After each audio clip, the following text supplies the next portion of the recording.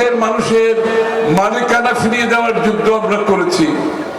সেই যুদ্ধ শেষ হবে যখন বাংলাদেশে আগামী দিনে দ্রুত একটি নির্বাচনের মাধ্যমে বাংলাদেশের মানুষকে আমরা মালিকানা ফিরিয়ে দিতে পারি।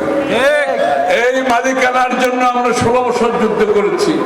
বাংলাদেশের মানুষের অধিকার ফিরে দিতে পারি, বাংলাদেশের মানুষের রাজনৈতিক, গণতান্ত্রিক, সাংবিধানিক অধিকার যাতে আমরা ফিরিয়ে দিতে পারি। এটা একমাত্র সম্ভব। এটার বাহক হচ্ছে নির্বাচন।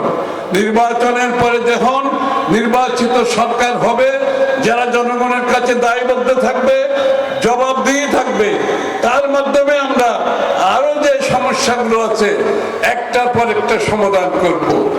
এখানে অন্য কোনো গোষ্ঠী, কোনো ব্যক্তির এই দায়িত্ব নয় বাংলাদেশের সংবিধান নিয়ে, বাংলাদেশের বিচার বিভাগ নিয়ে, বাংলাদেশের বিভিন্ন সমস্যা নিয়ে সমাধান দেওয়া।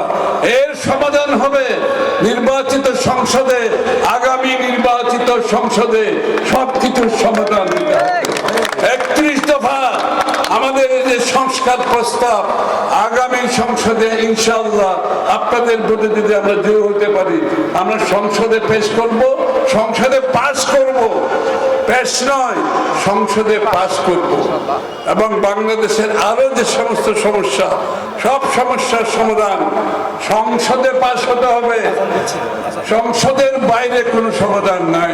সবাইকে ধন্যবাদ। উৎসবের খুশি হবে নগদে বেশি, কারণ ঘন্টায় ঘন্টায় আছে গিফট জেতার সুযোগ।